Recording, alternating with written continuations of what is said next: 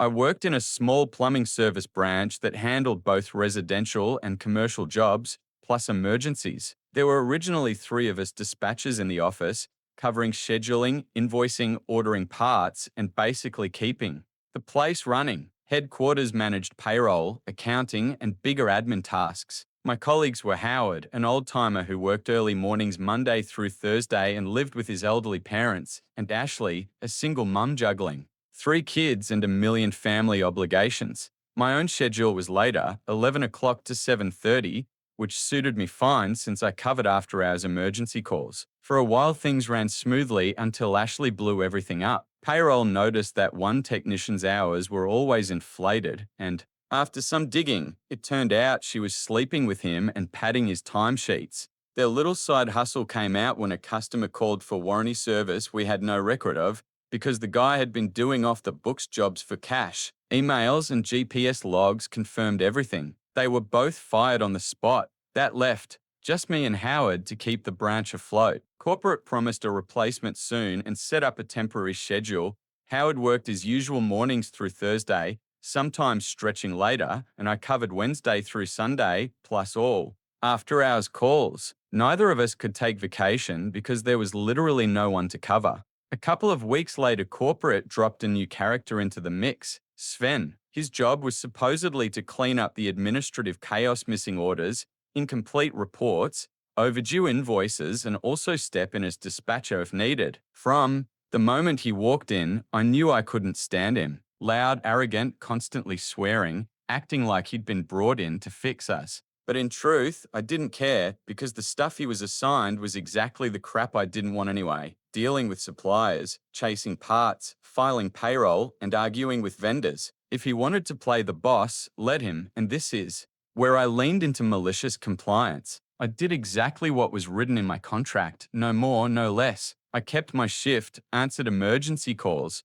scheduled jobs during my hours, and made sure nothing on my plate fell through. Meanwhile, Sven, in his infinite arrogance, started messing with the system, trying to streamline processes he didn't understand. I didn't argue. I let him. If he wanted to take responsibility for things outside my scope, great, every mistake he made landed on his desk, not mine. Howard wasn't going to fight him either. He was too close to retirement to care. I knew exactly what was happening. Sven thought he was making himself indispensable, but in reality, he was digging his own hole. The best part, because I stuck strictly to my contract, my work hours, and my defined responsibilities, I was bulletproof. Headquarters saw that I kept the branch running during my assigned times, while Sven's blunders piled up elsewhere. I collected my paycheck, stayed out of the drama, and even managed to line up side income by quietly collaborating with one of our competitors, feeding them tips and routing overflow jobs when we couldn't cover. I was getting paid twice, once by my employer for doing the bare minimum and again under the table from the competition. This went on for months. Howard stayed invisible, Sven burned every bridge he crossed, and I kept cashing checks while doing as little as possible. In the end, Sven's temper finally exploded in front of the wrong person at HQ, and he was shown the door. By then, I had pocketed almost a year's worth of easy money while playing both sides, and no one ever pinned a single mistake on me. Malicious compliance at its finest. I followed the rules, did only what I had to, let the loudmouth sink himself, and profited the whole way through. Putting up with his nonsense for a few hours, 3 days a week, was tolerable, so I let it slide. We only overlapped in the office Wednesday through Friday from 11 to 5, and once he left, the atmosphere became bearable again. Twice I tried to request vacation after he started, and both times I was denied. Keep in mind, my contract guaranteed me 3 weeks off per year, and before his arrival, I had only taken 2 days back in spring. Fast forward to late November, Sven was becoming unbearable. He got under my skin so badly I was on the edge of losing it. I'm not proud to admit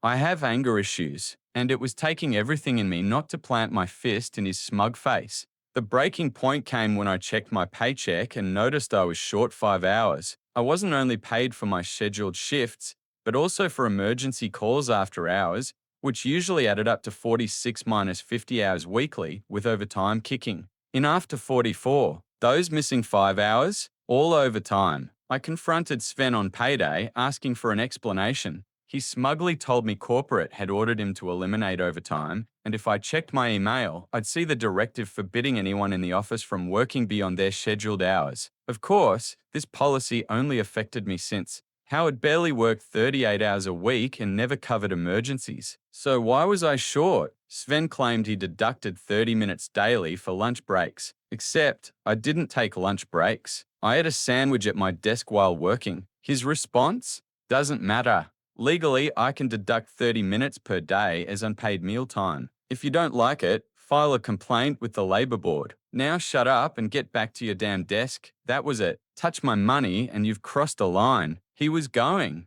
To regret this, I called up my old friend Eric, a lawyer at one of the city's top firms, and invited him out Sunday night for beers and wings. Amazing how much legal advice you can get for the price of chicken and a pitcher of IPA. By Monday, I had a plan. I drove across town to a spy shop, bought a little gadget easy enough to find if you know where to look, and by that afternoon, I was ready. 10 minutes into using it, Sven stormed out into the parking lot demanding to know what I was doing. Having lunch, I replied calmly. He exploded, phones were ringing off the hook.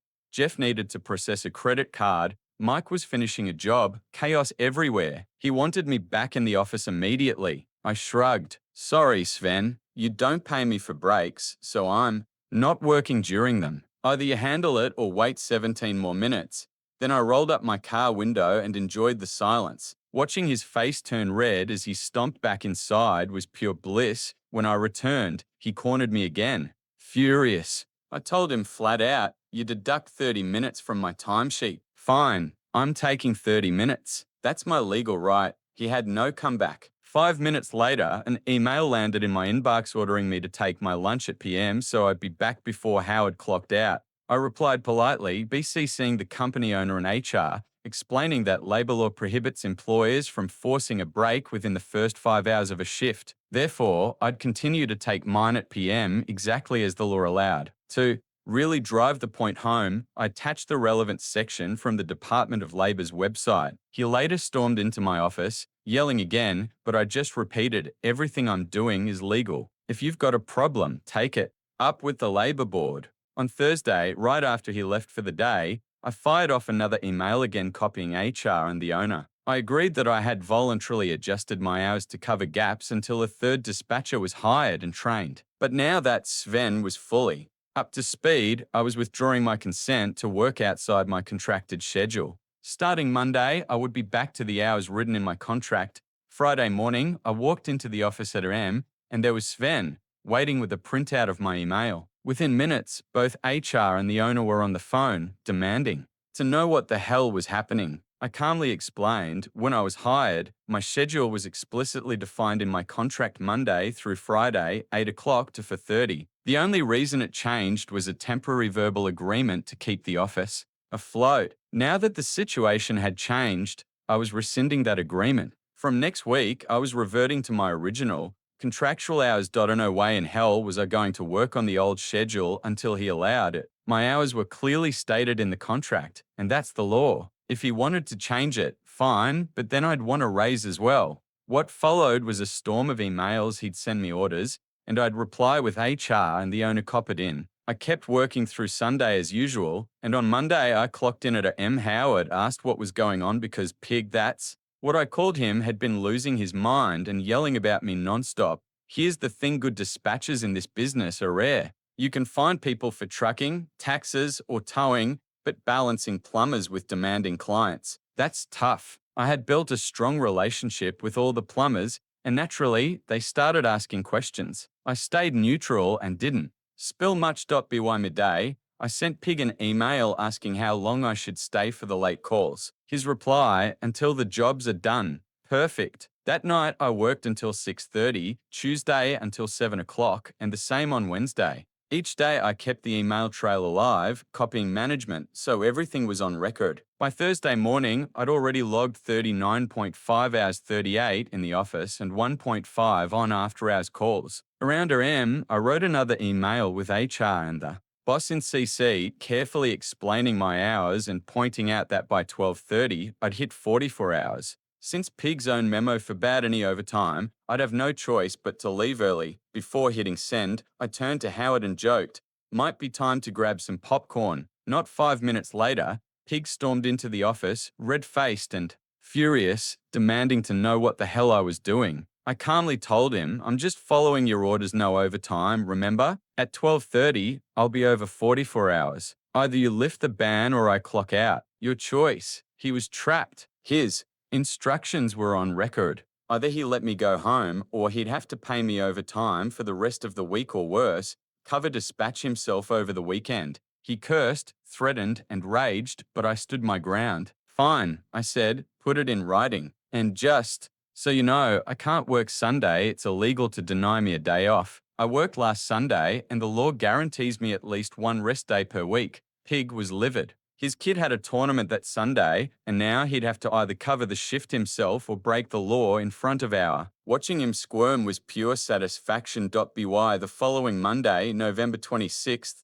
I walked into the office to find HR, the owner, and Pig waiting for me. HR and the boss wanted answers. Pig had been painting me as insubordinate and threatening to quit, pushing hard to fire me even though just 2 weeks earlier I'd been considered one of their best employees. I calmly explained everything and pointed to the email threads where both HR and the owner had been copied. When they asked what started all this, I laid it out. Pig had deducted hours I had legitimately worked, forced me to skip breaks, and tried to push through illegal changes to my schedule. The owner shot him a nasty look and said flatly, I never told you to cut overtime. They asked if I was willing to return to my old hours. I told them we can discuss it, but that would be a significant change to my contract. That means renegotiating, including my pay rate. They suggested I just go back first and then set up a meeting. I shook my head. No thanks. Meeting first, agreement second, then you get your new hours. They promised to think it over, but I reminded them time was running out. I'd already booked the last 3 weeks of December for vacation. Pig lost it right in front of them, screaming, like hell you are. You don't take a single damn day off unless I approve it, and I don't approve a minute. I turned calmly to HR and the owner. According to labor law, I'm entitled to annual leave. My contract guarantees me 3 weeks a year, and so far I've only used 2 days. I requested vacation twice, and Pig denied both. Since Ashley was fired and Pig was hired, I couldn't take time off because there were only 2 of us left in the office. The law is on my side, and the year's almost over. The owner looked like he wanted to strangle Pig right there. Use it or lose it. So I did. Cha said, we'll pay you for unused vacation. I looked at her and replied, no, I don't accept that. I have the right to take my vacation, not cash out. She paused a moment and said, we'll roll it over to next year. I shook my head. No, I am entitled to my vacation this year, not next. Pig tried to intervene, but Howard already had 2 weeks booked. I told them I'm going to Florida with my family. You can't stop me. They said, you're going to Florida? That means you expect me to run the office alone, 7 days a week, while you send emails forbidding overtime? I turned to the owner and Cha. Listen, I worked all year. Labor law says I have the right to vacation. You can't deny me my earned time off just because you're going on vacation. Pig grumbled, but I didn't budge, forcing me to wait until a third employee was hired. That third person was here. I was taking my vacation, no deferrals. If you want to renegotiate my contract, we can do that after the new year. Then I walked out. I don't know how the rest of the meeting went, but about an hour later, Pig was on my case again, screaming about losing $1,000 and telling his kids they couldn't go to Disney. He called me every insult imaginable. The next 2 weeks were pure hell. Pig acted like a maniac, claiming I was the worst person he'd ever worked with. I took my vacation anyway, didn't go anywhere, just relaxed and spent time with my parents over the holidays.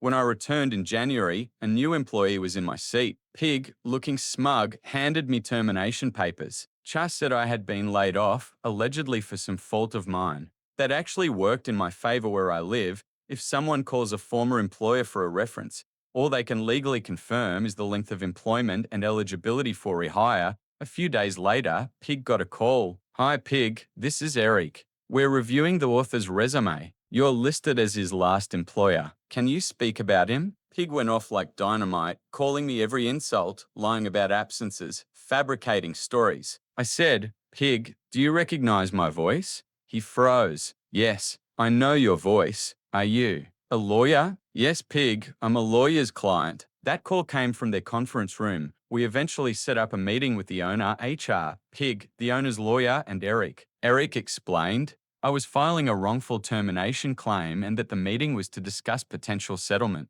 We presented everything, emails, chronological events, and the highlight audio recordings of Pig screaming, threatening, and ranting. It was glorious. Pig turned pale. The owner looked like he wanted to erase him from existence. After a short break, they came back and offered 3 months severance if I signed a release. Eric smiled and refused. They played the conference audio. We also had 2 colleagues ready to give written testimony. They increased the offer to 6 months. We proposed 2 years. Eventually, we settled on 15 months, paid bi-weekly as if I was still working based on my average hours over the last 6 months. I had accumulated significant overtime. They even tried to add a clause preventing me from working in the same industry during the agreement, but Eric insisted it be removed. My skills were in demand. I quickly found a new job doing the same work, but now for one of their competitors. I'm earning simultaneously from both companies, saving money. Eric didn't demand a huge fee. Pig got fired quickly, and thanks to me and the owner's network. Rumors effectively blacklisted him from employment. Last I heard, he's still looking. I told my new employer to discard any of his resumes if they ever show up. And if anyone ever calls asking for a reference about Pig, all I'll say is that I worked with him for 4 months in 2018 and nothing more. Everything fully legal.